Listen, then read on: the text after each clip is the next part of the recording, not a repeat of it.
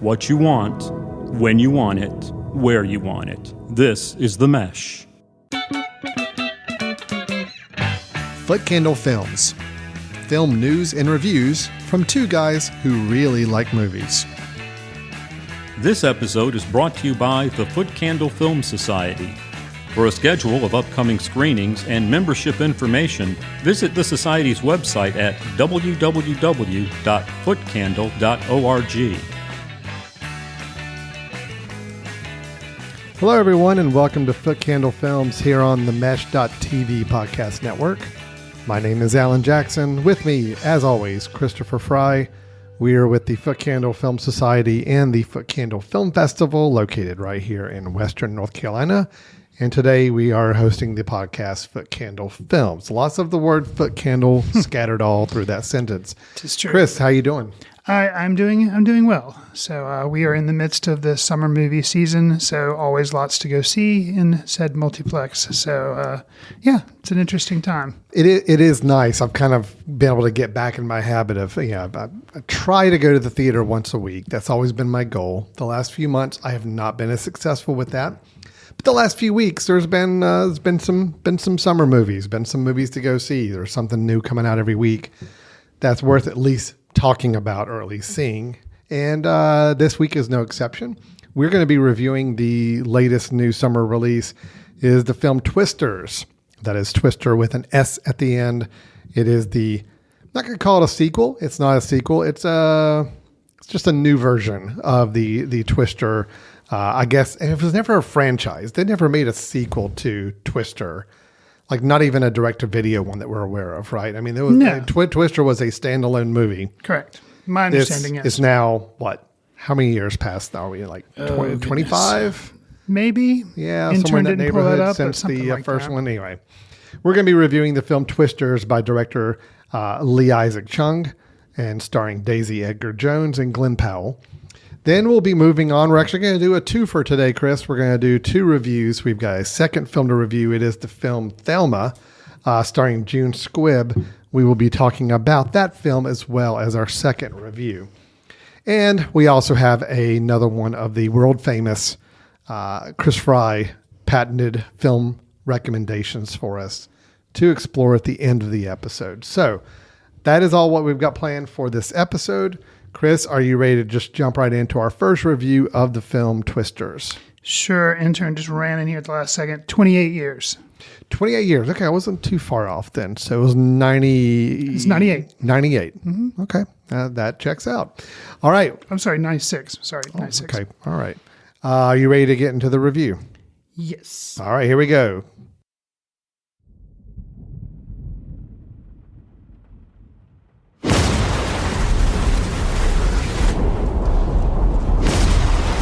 Dodge whatever's in there. It's big and it's moving fast. Drive. Go, go, go, go! Look out! Guys, you gotta get out of here. Do you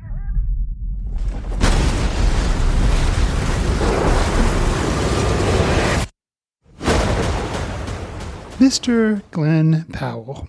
We reviewed his recent collaboration with Richard Linklater, Hitman. I went over to Team Powell with that entry into his catalog. Prior to Hitman, he starred with some Thomas Cruise fellow in Top Gun Maverick. With Twisters, Powell works to pull another dusty blockbuster film from the vault of cinema history. Alan, did this revisit to the land of tornado chasers work as well as his jet-flying antics and male bravado in Top Gun Maverick? All right, well, if we're focusing on Glenn Powell for a minute, which I think... It's kind of hard not to. I think we can do that. Yeah. I mean, call me Camp Team Powell. I like this guy, and I liked his character in this film. I liked his performance. I will say, Chris, I was in a packed theater watching this film. It's kind of a good way to see almost any movie, but definitely a blockbuster movie. A big movie, like a big spectacle movie and all that. But what got the constant audience reaction was reaction to Glenn Powell in his dialogue lines, scenes, and or reactions on things. I mean, and there was a lot of ladies in the audience, I think, that were kind of driving that. Okay. But understandable. He definitely knows how to work the screen, and I think audiences respond well to him. I responded well to him. I liked him a lot in this movie. I liked Daisy Edgar Jones in this movie. I thought she was great as the lead actress in the film. Chris, I'm going to go out and say, I really like this movie. I had a really good time with Twisters. I thought it was fun. I thought it was kind of what we need from a good summer blockbuster movie that, doesn't take itself too awfully seriously. Does it have some shortcomings? Does it have some contrivances and some plot devices that are, I think, kind of weak, and character motivations that are weak? Yes, absolutely. But it never got to a point where I found myself eye rolling, which will happen in a lot with a big blockbuster movie, where I find myself groaning at some character motivations or some plot devices that are thrown in to move the plot forward. This never got to that point with me. Yes, there are things where you kind of have to take with a grain of salt, and yes, you kind of have to roll with the punches sometimes. But overall, it just worked, and I think it's a combination for me. It was a cast that I found myself kind of engaged with, and I found myself pretty on board with. I thought the special effects were good. I thought I gotta give it to Lee Isaac Chung, the director. I think the guy knows how to direct a pretty good action movie. I would not have expected that after watching his previous film Minari, which I also really liked. There are some similarities, strangely enough, but I really enjoyed Twisters, and I am absolutely curious to hear what you thought about this. I did not expect to like this. I honestly did. I'm not the biggest fan of the first one, of the original Twister. I'm just not. I just never quite grabbed me the way that I think it did a lot of people at the time. So anyway, you're not pulled into its vortex. Yeah, and I don't know. I think it was honestly, I never really felt that connected to the characters. We had Helen Hunt and Bill Pullman in that film. Paxton, sorry. I always get those two confused. My apologies to the Bills. It just never grabbed me from a character standpoint. This one definitely did more of that. So anyway, that being said, Chris, I want to hear your thoughts on Twisters. So this is not typically my cup of tea. I don't know if Twisters was the first, but I remember back in the 90s, we had Twister, we had Deep Impact, we had Armageddon, we had all these basically disaster movies. Just not kind of where it's all about the spectacle, and there's not a whole lot of, and any other threads that they try to pull in there for plot, you're just like, yeah, just show me the thing blowing up, or just show me the tornado. That's all we're here for. Come on. So not my typical genre. Sure. I highlighted Glenn Powell in my intro because I think without him, I would have checked out of this movie completely.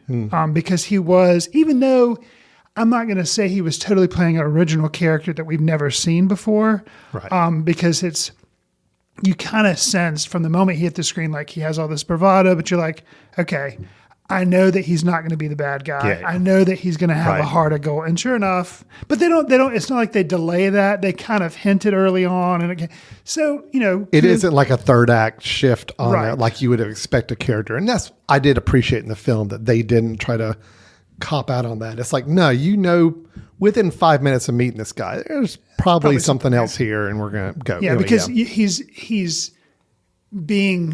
has this big P.T. Barnum showmanship quality, but you can tell he's not a jerk. Yeah. You can tell underneath it, he's like, no, he's not. He's not. He's being funny. He's playing to the camera, but he's probably not a jerk. So, and sure enough, that plays out.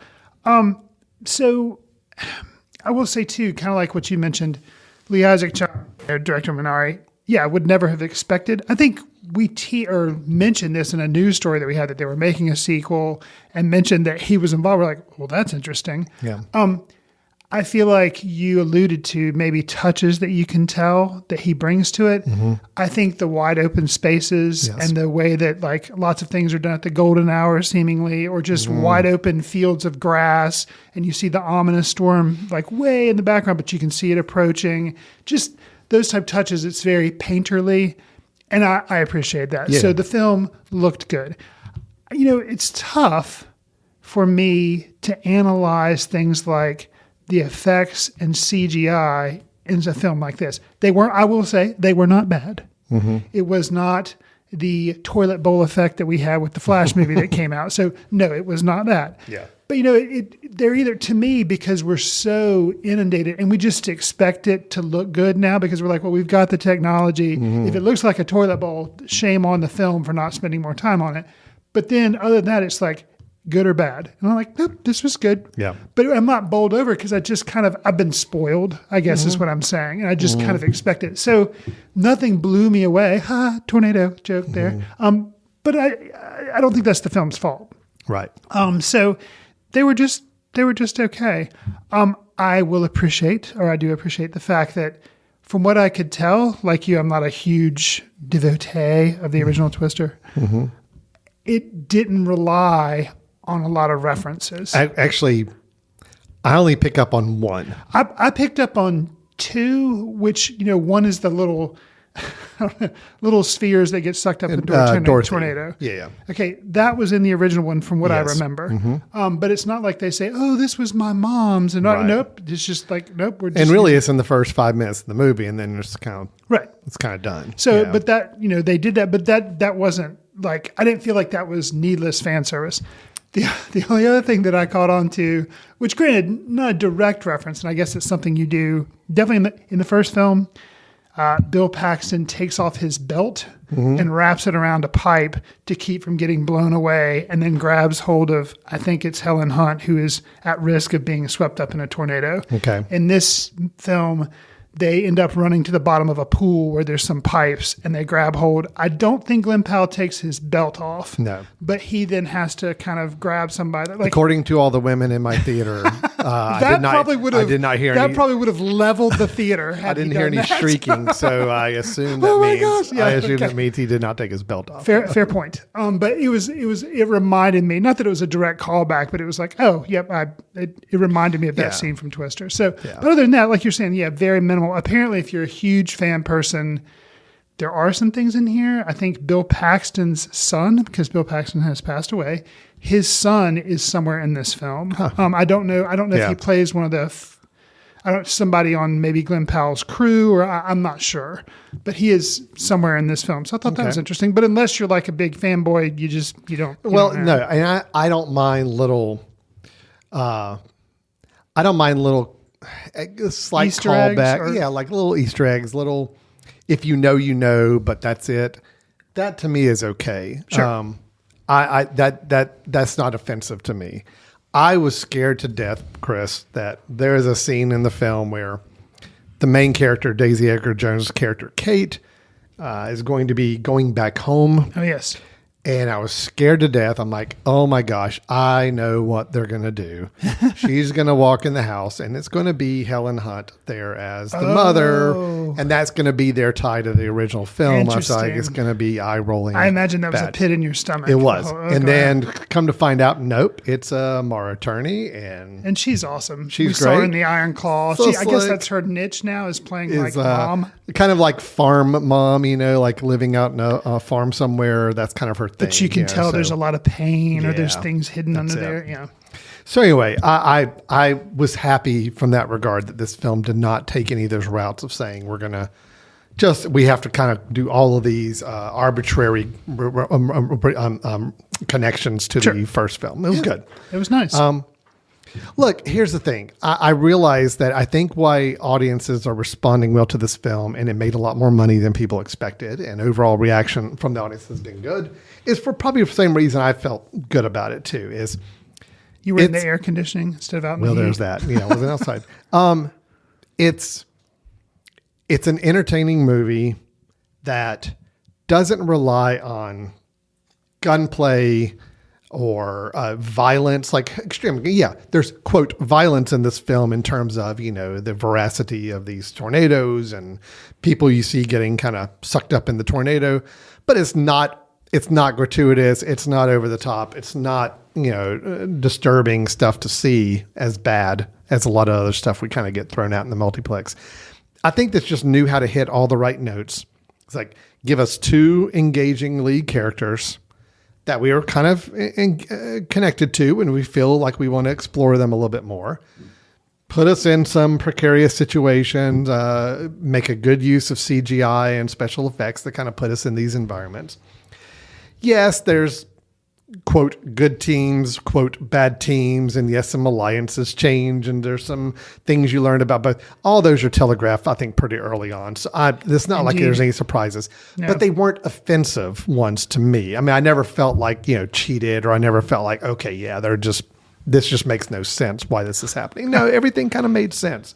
So overall, it just worked. There's enough humor in it that, that's why audiences are enjoying that part of it. I thought it was well shot and well put together from an action standpoint. The moments of energy and tenseness in the film, I felt like were well earned. So overall, I'm kind of a fan of the film. I think it worked really well, and I had a good time with it. It's not perfect, but I mean, compared to what it could have been, oh my gosh, what it could have been, Sure. This could have been horrible. And it actually turned out to be really good fun. So I had a good time with it. I think my surprise, you kind of alluded to a little bit of like alliances and things changing, or you're learning a little bit about some character backgrounds. There were two individuals in this film that one of them I was aware was in this film. The other one I wasn't. And I expected a little bit more of development for them, but then they didn't get it. First and foremost, the one that I was aware of because I'd seen trailers, Anthony Ramos, who played Javi in the film. He is a friend of Kate's that we meet, first scene of the movie. And then he comes back and he's like, because then they kind of do a flash forward 5 years, something like that. I think so, yeah. And he comes back and they start working together again. Anthony Ramos, I think I first knew about him when he was in the Heights, and I really liked him, and he was a really strong presence. He had been in Hamilton, up in New York, the actual performance play, but I never saw him there. But I saw him in the movies in the Heights, in the Heights, and I thought it was really good. And I was like, wow, I think he's going to be like a huge, huge star. And then he was in a Transformers movie, which I didn't see. Did not either. And then now he's in this, not that it's a franchise because this is only the second film, but he was in this, and it's not that he wasn't good. He was good, but there just wasn't a whole lot for him to do. He was capable. It wasn't that he was a bad actor. It was just like, no. And so I was like, when I saw him there, it's like Glenn Powell, known quantity, Anthony Ramos, known quantity, Daisy Edgar Jones. I knew who she was, but I haven't really seen a lot with her, I don't think. But I was expecting, because he was such a name, I was expecting him to have a lot more to do. Yeah. And he didn't. His role, his character was my most problematic in the film. Okay. And I was the most disappointed with his character. Not with the performance, just the character, the way it was written. And yes, I think that was the weakest part of the film. I agree. Then someone else you can only have so many people in it that have the major role. You have side characters and stuff. But I was just surprised because I hadn't seen her. Sasha Lane, who played Lily, she was in Hearts Beat Loud. She was in How to Blow Up a Pipeline, and her just kind of being American Honey also. American Honey, yeah, that was one of her big things with Shia LaBeouf, that she was kind of a breakout role for her. So kind of surprised, the teams, you're going to have one or two people that are like the major people, and the other people kind of fade in the background, So for her to be kind of a face that I really recognize, I thought she would be more of a foreground presence, And when she's not, you're like, okay. It's like, I don't know. I was kind of surprised by that. Overall, I think the cast is good. Sure. And I like the choices of the cast. I mean, they're not going for terribly big name recognizable stars. True. And I guess if you would have just had Sasha Lane be somebody else, or not be in the film, that would have seemed more natural. But you just, because of expectations, you just expect her to have more to do. Yeah. So I mean, Sasha Lane, Mara Turney, we already mentioned. Sure. Anthony and Ramos. Mara Turney, not surprised with her because it's like she has that sequence where it's like, okay, the home sequence, the mom sequence, and she nails it, and that's what she's there to do, and it's like perfect. But you don't really have that with Sasha Lane, so you're like, could have just been anybody. So. Well, I mentioned that the Anthony Ramos character, Javi, and his kind of role in the film and kind of his character path, it was really weak, and it had some it had potential, and it just never. And it was the most. I never got eye rolling in this film. His Came the closest. His character arc came the closest. Okay. Came to the point where I'm like, okay, this was not good the way it was handled. So, and also to that end, he had a kind of a partner in this film played by David Cornsweet. I think I'm saying that right. Cornsweet, who plays Scott, who's kind of his partner or one of his partners in this thing. And he's probably the most labeled bad guy we've got, which again, it's not that this film really relishes the good and bad guy roles. There's a lot of gray areas in there, but he was the most over the top, oh, I'm a bad guy type of thing. And he's our new Superman. So that's the guy that's going to be Superman in the James Gunn movie. So we're going to figure out how to pronounce his name. I hope it's Corn Sweat because that sounds amazing. Especially being out in like Corn Sweat, the fields and everything, and like around all these like fields of corn or grass or whatever. Corn Sweat. CORENSWET. Yeah, That's I don't know. corn. But just corn, like corn is sweating would be amazing. Corn sweat, corn sway. Maybe the T silent. I don't know. Wow. Anyway, he's going to be digress. Superman. We'll know his name in the next year easily. The James Gunn Superman. Correct. Wow. Yeah. I had no idea. I That's was him. watching the former. The moment he hit the screen, you're like, oh, that's him. Yeah. Did you know that? Wow. Okay. Because he was also in Pearl, which I recently just saw. It's been a while for you for Pearl. Yeah, was he the but- projectionist? Yes, he was the projectionist in Pearl. Wow. And so yeah, I'm. I think he's a good actor. This is not the role he needed to have. But anyway, those two were the most problematic for me because they were the most wanting to be in what I expected this film was going to be character wise, and that's not what I wanted. And everybody else seemed to be playing a little different game with more nuance in their characters and more depth. And those two, I didn't quite get that. So let me ask you a question because it sounds like you're kind of, wrapping up a little bit. Yeah. It seems like, from what I can tell, we haven't delved into star ratings, but you are a little higher on this film than me. Sounds like so, it. Mm-hmm. Summer blockbuster movie, we often joke about going in and turning your brain off. And maybe I didn't quite turn my brain off enough. But I say it's okay. But I have a question. Thinking back to an earlier film this summer that I did turn my brain off, I managed to have a good time and was much higher on than you. Okay. And I think audiences were more on your side than they were on my side. Okay. So for this film, I know you're curious. I was curious what film was because this? you've already forgotten about it. Yeah, and so has everybody else. Yeah. But I'm curious why that film didn't do well and this one did. Okay. The Fall Guy. Right. Now, it was an action, not special effects per se, but action sequences.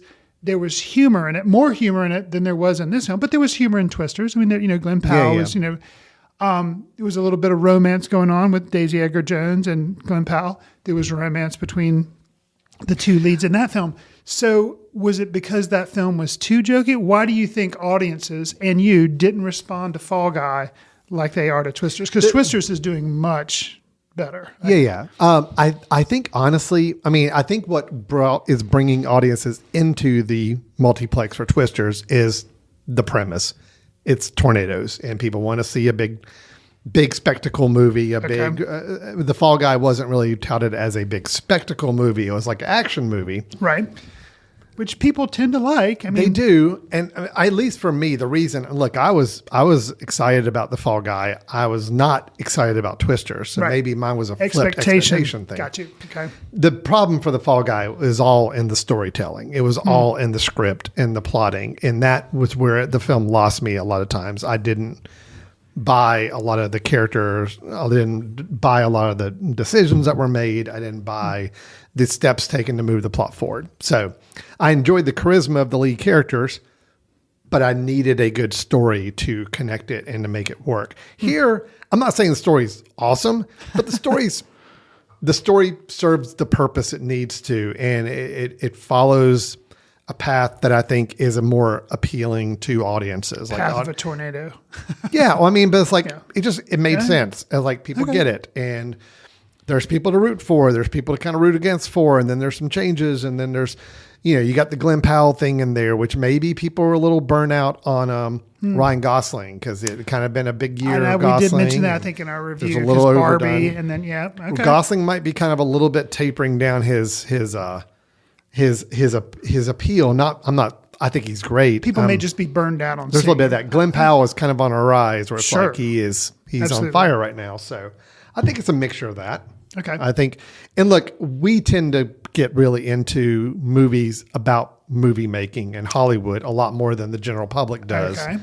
But everybody loves to go out and see a big tornado whipping around the sky. So that's what they do. And that's why people are coming out to see this. Okay. Also, I mean, look, I even joked beforehand, obviously we've had a lot going on politically in the world the last little bit. I joked even before the recording, can we just make our news section about politics? Because there's so much more to talk about right now. Sure. I think in a way, I'm going to get just a tinge political. I think Twisters is a much more open America type of film. Where Fall Guy is a little more of a niche Hollywood, niche elite kind of film approach. Okay. Okay. I think there's a little bit of that too. Twisters is, there's not, it's just very Well, it takes place in the heartland, and Right. it's like, and it's like it's more of a communal film. I think that everybody across the nation might have some appeal to, where Fall Guy is going to appeal maybe a little more to coastal elites. Sure. No, okay.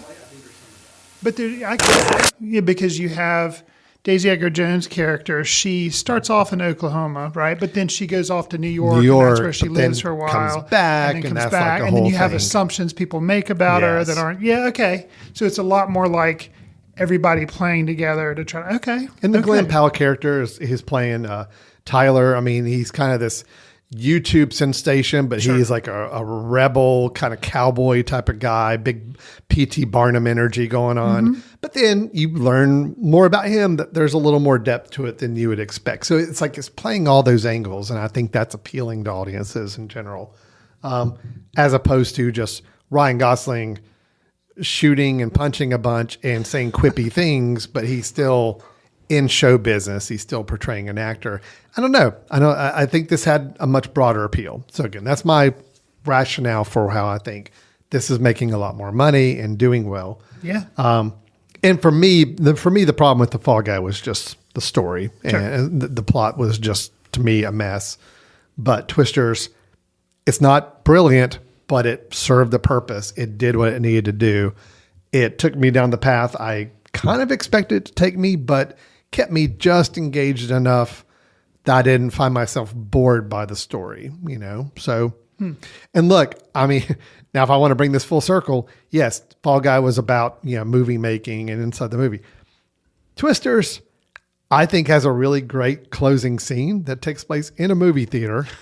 There's a little bit of meta context going on here. Oh my gosh, their line like, we've got to get everybody into the movie I theater. thought that was hilarious. Yeah. It's like, that was a line. Yeah. Get everybody into the theater. Get into the theater. I'm like, yes, get everybody in the theater. That's right, filmmakers. That's what you're trying to do. But actually, visually, I thought that whole scene in the movie theater was really cool. So I can imagine, like, I chuckled at that line, but I think I had heard an early review of the film, so I kind of knew that was going to be in there. But I imagine watching it, if we were to see a critic screening of this, I imagine like the audience laughing out loud at that, just because it's kind of like, okay. Yeah. But, Right. interesting. I mean, good little meta context. I liked it. I thought it was fun. So, but I mean, look, I love things that take place in movie theaters, in movies. And this was, I thought, a really exciting scene in a movie theater, and had a great visual ending of what kind of how it looked at the anyway. It was cool. It was really cool. I'll say too, I don't remember the original Twister because I've only seen it once, and I saw it back when it came out in '96, so I don't remember it much. I was kind of surprised at how many people died in this film. In this one? Yeah. I don't really. Now, I'm sure some people died in the other film, but like actual, like people that you see and you're like, oh, you kind of, I mean, air quotes, know them. And they're like, oh, now they're gone. Like, and it just like you maybe saw buildings being taken away or you saw damage in the other film. I'm not saying there wasn't damage that you saw, but you see damage in this one, but you actually see people being whisked away as well. And I was like, wow, that's a lot more than what I remember. And to the film's credit, I think the fact that it was willing to do that even pretty early on. Correct. Made it, to me, the drama and tension work a little better even towards the end of the film, because there are a couple characters that they get into tough situations, Yes. and you're honestly thinking to yourself, okay, yeah, are we going to lose this character or not? Right. And that's good. I mean, because if I just thought, okay, well, there's no way they're going to get rid of these people. This is all, there's no stakes here. No, I actually did feel some stakes at times. I'll even say there's a moment towards the end of the film where I'm thinking one of our main leads is maybe not going to make it to the end. And it's like the fact that me, as a film critic, as many films as we see and we critique, to me, the fact that I even had an inkling of thinking, ooh, are they going to go that way? That's good. That's good. That to me is a sign Means of you're a good. invested in it. It is. And it means that you've put sufficient stakes in front of me to know that something could happen. Right. And the film's kind of earned it. If that went that route, I would be okay with it. It would make sense to me. So anyway, yeah, it was look, I'm, as you can tell, I'm surprisingly high on this film, which I did not expect to be at all. So that's a good, I like those surprises. Two thoughts that I had, and I want to hear your thoughts, just, throwaway thoughts. But can you shoot fireworks up into a tornado? I mean, according to Glenn Powell, anything Glenn Powell says, I think I believe at this point, then yes, you can. I will say it's an interesting visual. I was like, okay, interesting. And would definitely make a good YouTube video. Yes. So, interesting. Second, are there vehicles that drill into the ground to remain stationary during a Chris, tornado? if they're not, there should be immediately now. So, I was like, interesting. well, and again, that was cool as well. I mean, the film tries to throw some science-y things in the mix. It never goes overboard where it's like you're just going to get lost in the whole deal. It keeps it pretty surface level. It knows what kind of film this is, so it's not going to go overboard. But I think the mechanics of some things and some actions that they're taking, and they're going to go drive in the middle of this tornado and basically clamp this truck down into the ground. I'm like, yeah, okay, that makes sense. That seems like that would work. I kind of get it. I see what they're doing here. Sure. And that's what I was surprised about with this film is I got it. I mean, I kind of understood what was going on and why. And I never really questioned any more than I needed to. Sure. So, yeah. I'll say one of the most impressive things for me with my film going experience was we were not in a drought here in Western North Carolina, but we haven't had a lot of rain. Yeah. And I walked out of the theater into a rainstorm. Yeah. And I was like, whoa. And immediately I was like, whoa, I just saw this movie about storms Yes. and everything. And I walk out and it's like raining and the wind's blowing. I was like, whoa. So it was a special effect that was a natural effect that I did not enjoy. So that actually helped me kind of immediately have an interesting experience walking out of the theater. Yeah. No, I mean, mine was not as stormy, but I walked into rain. Okay. And when I came out of the theater, and I'm like, yeah, okay. That's another sign the film did work for me on some level, because if I come out and I'm still feeling kind of in the world of the film, and it's like there's a brief moment where I'm just like, oh, wait a minute, look around, make sure there's not a tornado anywhere. That's good. That's the film's done its work. So, look, star ratings. This is kind of crazy. I might be at 4 on this. Wow. Okay. I mean, 4 is reserved for like films that really entertain me and I enjoy watching again. 4 to 5 gets in that level. This is right up there. I was going to say 3.5, but the more I think about it, I'm like, nah, this worked. This worked. So yeah, 4 stars. this is your Fall Guy for this movie going see, and that and I preferred Fall Guy. You're more on board with Twister, so that's interesting. Yeah. Mm-hmm. Interesting as well. So that is Twisters. Again, credit to director Lee Isaac Chung. Yeah. He showed me he can pull off a good action movie as well as he did a good family drama in the previous film. So kudos to him. Hey, the Marvel Universe is always looking for some of those directors that had kind of independent roots that are now moving up. He's showing me, look, he can make an action movie. So Marvel, you should be on the phone with this guy if you're not already. So, did you know it was written, or the story, not the screenplay, but the story, meaning kind of the core concept of the film, was written by Joseph Kosinski, who was the director of Top Gun Maverick, and is also the director of that upcoming F1 that we've previewed here. Interesting connective tissue. Yeah. So it's almost like You remember how Michael Crichton was like, I think he was the original story guy on the original Twister. I believe you're correct. I almost get the sense Joseph Kosinski is kind of leaning into our big spectacle movies world, either in storytelling or directing. It's like that's kind of his thing now. So, anyway, interesting. Okay, let's take a quick break, Chris. When we come back, we've got another review, a twofer for this episode. We'll be reviewing the film Thelma, which is available on demand at the moment. We'll be reviewing that film and then hearing from Chris with his recommendation of a film we ought to check out as well. So stay tuned. We'll be right back with Foot Candle Films in just a moment. This podcast is sponsored by Jackson Creative, a custom communication agency located in downtown Hickory, North Carolina, specializing in online content creation. To learn more, visit thejacksoncreative.com. Jackson Creative, we tell your story. Welcome back to Foot Candle Films here on the Mesh.tv podcast network. Chris and Alan here with you, and we had our review of Twisters in the first half of the show. But let's go ahead and let's give them another one, Chris. Let's do another review. This is going to be of the film Thelma. What's your plan for the day? The usual. Hello? Grandma, Danny? You sound so strange. I'm in jail. Oh my God. Mail $10,000 to this address. $10,000? How did you think this was real? Mom, you thought it was real too. Oh my God. She was very convincing. Well, she was scared, your mother. We were all scared. I wasn't quite as scared, just for the record. In Thelma, we have 93-year-old Thelma Post, played by June Squibb. She of Nebraska fame. It's probably the film that she's the most known for, I guess. She was Oscar nominated for her supporting role in that film several years ago. But starring as Thelma Post, a elderly woman that gets scammed by a phone scammer. That is one of those phone scams where they try to pretend like they are a loved one of yours in an effort to get you to send money in to help them out in the situation. Well, she does get scammed, but instead of, sitting back and just letting it fall by the wayside, she decides to set out on a quest to reclaim what was taken from her. So we get a little bit of a vengeance movie from the perspective of a couple of elderly people. This movie is based on a true story, some semblance of a true story. Sure. Writer-director Josh Margolin has said that it is based on his grandmother. His grandmother did almost get scammed, and there was some drama from that, but I don't think she took out a path of vengeance to go find the scammer either.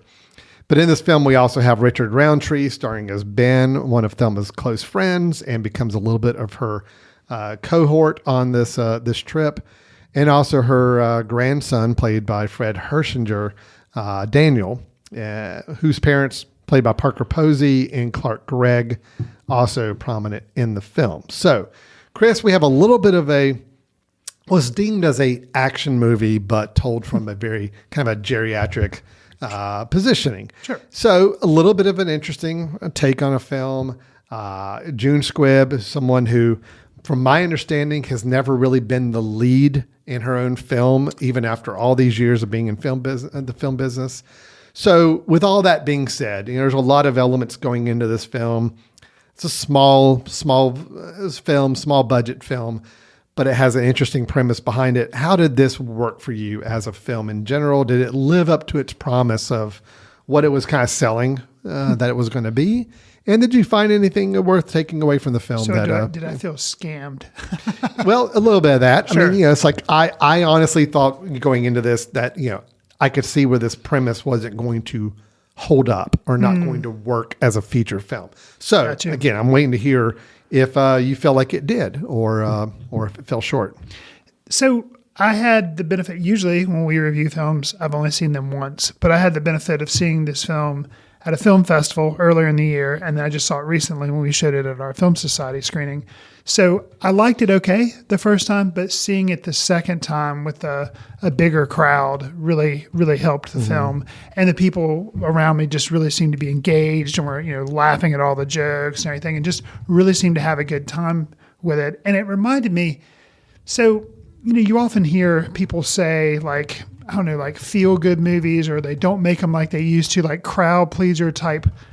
Hollywood just doesn't make a lot of films like that. And I think in a general sense, that's probably pretty true. They make blockbusters, they make outright comedies, but something that's kind of just at the end of the day, you kind of feel like there weren't really bad guys per se. It's just kind of a human decency type story. Mm-hmm. It's PG-13, so it's not PG, but it's PG-13 because there's maybe a little bit of language, and I guess you could assume like there's some gunplay at one point that could, but I really enjoyed it, and it's just one of those things that's just a simple film. And you alluded to the premise being this 93-year-old woman kind of strikes out on a journey of, trying to take vengeance against the people that scammed her.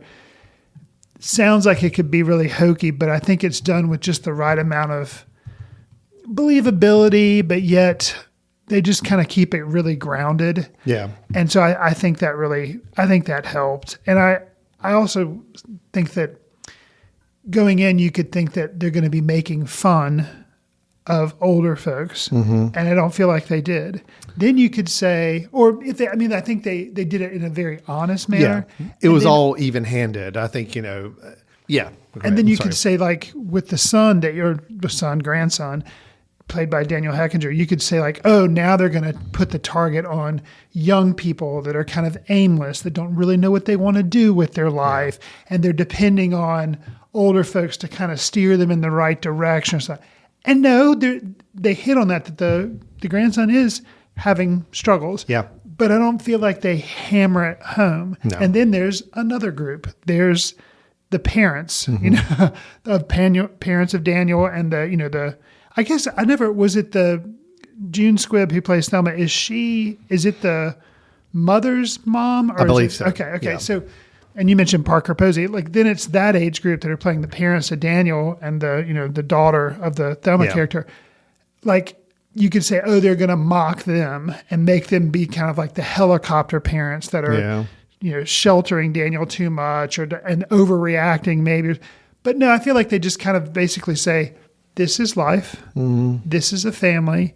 These are some, they all love each other. They all care about one another, but they have little, it's little quirks, little things, and they kind of hit on everybody equally. So I thought that was nice. I was going to say, I think that's the key is that, yes, my fear going into this film was that it's just going to be a let's joke at the expense of older people. Right. And it didn't. It had jokes about older people, but they were joking with the older people. Sure. And the jokes and comments or critique about the grandson actually kind of took a little bit more of an insightful view later in the film. I think there was a moment where, the grandson kind of has a little bit of a breakdown and kind of explaining his thought process of where he is in life. I'm like, that was actually kind of surprisingly honest. And I thought that was good that you just didn't walk away thinking that this grandson's just some aimless kid that, like you said, kind of a personification of how people sometimes view that age group. So I think the film was pretty even-handed. I think the film hit the beats it needed to hit, and I think it had fun where it needed to have fun. I think I'm not going to say action. Look, we're not going to belabor. This is not a quote action movie. The film may be trying to promote itself as a little bit of June Squibb doing all of her own stunts and all that, which she is did. True. Which is true. She did. Right. But also, the stunts we're talking about are not extravagant. It's not special effects driven. I mean, it's a pretty simple story. But I had a good time with it. I thought it was a fun film, and surprise. I mean, because I figured it would be going to be okay. It was actually a little better than I expected it to be, which is good. And and I think the fact that there's an overall message of the film that I think is good and positive. Kind of this idea of people not wanting to be kind of taken advantage of. The idea of feeling like you want to be more independent and you want to be able to do things for yourself, and the fear of bringing other people in, your family members in, and exposing your own perceived weaknesses. When, look, I don't know, I can't believe I'm going to do this. I wove in a little bit of a political theme in the first review with Twisters, Okay. surprisingly enough. I'm curious to see where this goes. There's a little bit of one here in that we were right in the midst, when I saw this film, right in the midst of dealing with a leader of our country that people were starting to question and wonder, does he still have what he needs to be able to do the job and or move forward? There's a little bit of that sprinkled in here too. I mean, a lot of the ideas of, well, they're this age, so they can only do this and they can only be this way. And this film is willing to say, no, there's more there. People have a little bit more to provide and share.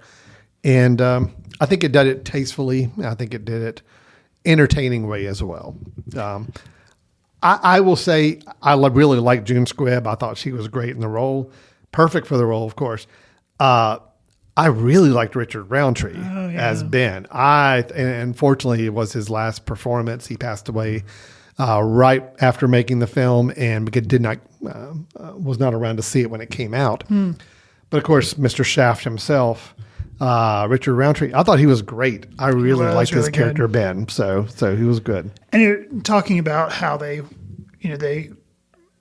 hit some themes, and I think it's a good film to see with, maybe your parents or whatever, because it's funny, but yet there are discussion things, because it's a way of opening up the discussion about how do we take care of our parents, or how do they, there's a lot there. And one of my favorite scenes in the film involves Mr. Roundtree, and he kind of, Thelma, is taking on this thing. She's going out, she's trying to find this person and get, vengeance or get what's deserved her, and, correct the wrong that was done to her. And he's helping her, but at some point he kind of calls her on the carpet a little bit. And he has a scene where he says, look, you need to be aware that what you're doing isn't only affecting you, it's affecting your family. And he kind of and then he relates it to his life and what happened with his wife. Yeah. And it was just like, whoa, that was really good and really well done. And it was like a really shining moment for Roundtree to kind of, get some serious line deliveries and stuff. And I was like, that is really cool. So that, it was, and I wasn't expecting that in a little film like this, because you just expect it's just going to be a gimmick. Oh, it's an older person, seeking out revenge, and that's all it is. But there's more to it. More to it than that. Yeah. So no, I did enjoy Thelma. I thought it was good. I thought it was creatively done. There are some moments that were generally really funny that I found myself laughing at. I think overall some good messaging to the film. Like you said, it picked its targets, and it was pretty broad with the targets. I mean, I would say the revelation of the quote scammers that we do find was kind of interesting as well. It was interesting, and I think it could have been a lot more pat, but let's just say the composition of the scammers that were doing, I was like, interesting and well done. Not, could have been more pat, but wasn't. I thought that was a good. No, it went against my expectations, which I think was interesting for a film like this to be able to do. And I think it was good storytelling in general. I think that the writing of this film was pretty solid and had some interesting things to say. And you alluded to the fact that, a lot's been made of June Squibb doing her own stunts. And so it was like, air quotes, action movie. And there was a little bit of that, but there's just not like the movie is doing that, but yet they know, like, they're winking, but they're like, we know we're not a true action movie, but they have like a scooter chase, high speed, air quotes, in a nursing facility scooter chase. There's a scene where people are walking away from something and there's an explosion behind them. So it's there are enough of the action. They play with the action tropes. Fun. And look, the fact that Mr. Tom Cruise, who you name dropped in the first review, I think for a moment, also shows up in this film, surprisingly. I don't think that's a spoiler, but in a way, he's in this film very quickly, and a little bit of an inspiration for some of the plot. So I thought that was kind of interesting. A little they knew what they were doing. They know, okay, this is the angle we're taking with this. They gave June enough of an inspiration. So, And specifically, they kind of reference Mr. Cruise in like his Mission Impossible performances. And then you think about the way hearing aids are used in this, like there's some type of futuristic spy technology. That was and it clever. was it was clever. Yeah. So you have to hand it to the movie that, hey, that was a good idea. Clever is a good way to say it. There were several clever moments where this film didn't. My fear is that it wasn't going to be clever at all. My fear was that it was going to be just very much, yep, this is the deal. This is the route we're taking with this film. And the fact that it was a little more clever than I expected was nice. So yeah, good. Well, that is Thelma. Sounds like Chris and I were both generally positive on the film and enjoyed it. And where would you be star rating on this? I didn't ask you this with Twisters. And I know I'm a numbers guy. I got to have a star rating with these to see. But where would you be with Thelma? Thelma's probably 3.5. I'm with you on 3.5. That's perfect for me. Not quite 4, but it's 3.5 is a good, very strong film. I'm still wrestling with Twisters. Really? You don't know where you are? I don't. I'm going to guess you're at a 3. Maybe 2.5? Maybe 2.5. Oh, boy. Really? Yeah. So I almost doubled your score. Yeah, it's Twisters was my Fall Guy. Okay. And Fall Guy was your Twisters. Yeah, right. So interesting. Okay. All right. Well, a couple of, at least we're on the same page with Thelma. So that's where we're going to go with that. Yeah. All right. It is available, by the way, on demand for rental or it purchase. May still be playing at some smaller art house Could cinemas. be. Maybe. Could be. Yeah. All right. Look, I want everybody to go to the movie theaters because I love movie theaters, but this is okay to watch at home. Sure. Yeah. I mean, this is a film that I'm not going to sit here and say, you got to go see it on a big screen to really experience it. Whereas Twisters, I would say, if you care anything about it, Look, I'm not the biggest fan of the overdone big Dolby cinema theater we have in our area. I have a lot more faults with it than I do benefits. I will say though, watching Twisters with the rumbling bass, rumbling your seats and the noise, it actually worked really well for that. So there are moments when a big theater experience is warranted. Thelma, no, you're okay. Cue it up on Amazon or Apple TV or whatever and enjoy it. So, all right, Chris. Well, the last thing in the show we're going to do, since we didn't really have any news, we scoured the news area and we just couldn't find anything worth talking about that we were interested in. All the trailers that have been coming out are just second trailers for films we've already teased about in the film in the podcast. So what we're going to do is we're just going to jump right into your recommendation of a film. This is where Chris Fry, the co-host here, gets to see films and shares with us his opinions on ones that he thinks are worth maybe our time if we're looking for something to watch in the near future. So Chris, what recommendation do you have for us today? So this is a film that has recently, I guess, been remade, but what they did was just make a filmed version of the musical version. I thought I had seen this film, but apparently after watching it, I don't think I ever really had. And at least Letterboxd didn't tell me that I'd seen it before. But it is a film from 2004, so it is celebrating its 20th anniversary. It's Mean Girls. It's directed by Mark Waters. It stars Lindsay Lohan, Tina Fey, Tim Meadows, Rachel McAdams, Amanda Seyfried. And yes, you may remember, so it's not the 2023 version that was a musical that they put out. It's the original 2004 film that Tina Fey, there was a book and she basically wrote the screenplay for this film. And then she plays a teacher in this film. But it's all about Katie Heron, who is played by Lindsay Lohan. And she is going to a new school. So it's kind of set in a high school. And she runs into a group of young women called the Plastics, who are basically a clique that aren't the nicest people in the world. And she tries to somehow assimilate herself into this group, and then the problems that causes with her social life. So Regina George is played by Rachel McAdams, and she's kind of the big bad, I guess you could say, in the film. And Rachel McAdams, I remember Game Night and some other things that she's done. She was in Are You There, God? It's Me, Margaret. She played the mom. She's good. And I can really see, I guess, this is 20 years ago. I'm like, oh yeah, you can tell how good she is by how good she was in Mean Girls. She the potential of her, she's just jumps off the screen as this ridiculously good, character, and she's a good actress. So if you haven't seen Mean Girls, I would recommend checking it out. I liked it. And actually, it made me think a little bit about, and this film came before Mean Girls, but Clueless, that film with Alicia Silverstone. A lot of people really like that film. That film, I saw it. I just think it's okay, but it's something about maybe some of the humor is a little bit more sophisticated, or something more is going on with Mean Girls. Yeah. That I really appreciated. So I saw it streaming on Paramount Plus, but I'm sure it's also rentable in thousands of locations. So I recommend Mean Girls. All right. Mean Girls. I've never seen that. So it's a comedy, so Yeah. it made me laugh a couple times. So that's always a good sign. So yeah, check it out, Mean Girls. all right. We will do that for sure. So Chris's recommendation of Mean Girls, our review of Twisters, and our review of Thelma, and that's going to do it for us today. So Chris, if anybody has some thoughts, feedback, questions, or just wants to talk to us at all, what should they do? You can send an email to info@footcandle.org. You can follow us on Twitter @FootCandleFilm, Facebook, Foot Candle Film Society, Instagram and Threads, we're just simply Foot Candle Film. Al and I are on Letterboxd, where we try to leave quick reviews of what we've seen recently.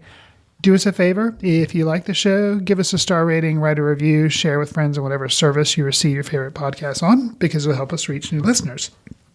When I mentioned Letterboxd, speaking of Letterboxd, the 2024 Foot Candle Film Festival is coming up the September 20th through the 29th. We're going to be releasing our schedule. One of the places you can check the schedule out, other than the film festival website, which is footcandlefilmfestival.com, I'll put up a list on Letterboxd that'll kind of say all the different films we're showing, and then you can click on them and learn a little bit about them that way. But anyways, that will be out today. Actually, Okay. as we're recording this, by the time you're listening, you should be able to go to footcandlefilmfestival.com. Everything is set up there, so we should have schedule announced and tickets on sale starting today at the recording. So by the time people are hearing this, yes, it should be all active to go. Definitely recommend checking it out, going and seeing all the films we have scheduled to play at our festival. Buy individual tickets for the films, or you can buy a pass to come and join us for the whole weekend of films. We actually have events going on throughout an entire week. But the actual film screenings, competitive film screenings, will be during the Friday, Saturday, Sunday weekend, towards the end of the festival week. And so that's going to be a lot of fun. We're looking forward to it. And encourage you to come to Western North Carolina this fall in late September and come hang out with us in the theater watching some movies. So, absolutely. All right. That'll wrap it up for today. Thanks so much, everybody, for listening. And we'll look forward to talking to everybody next time. Take care. See you in the ticket line. Watch films in the company of like-minded people in the dark. Watch films in the underground. We won't let anyone know where you are. The films that don't make it to Carmike at the mall, or ones that were famous when Grandpa would watch films out of the reverence of the heritage of an art. Watch films through the courtesy of Foot Candle Film Society. Special thanks to Carpal Tuller for the show theme music. For more about Carpal Tuller, visit www.carpaltuller.com. You've been listening to The Mesh, an online media network of shows and programs ranging from business to arts, sports to entertainment, music to community. All programs are available on the website as well as through iTunes and YouTube. Check us out online at themesh.tv. Discover other network shows and give us feedback on what you just heard.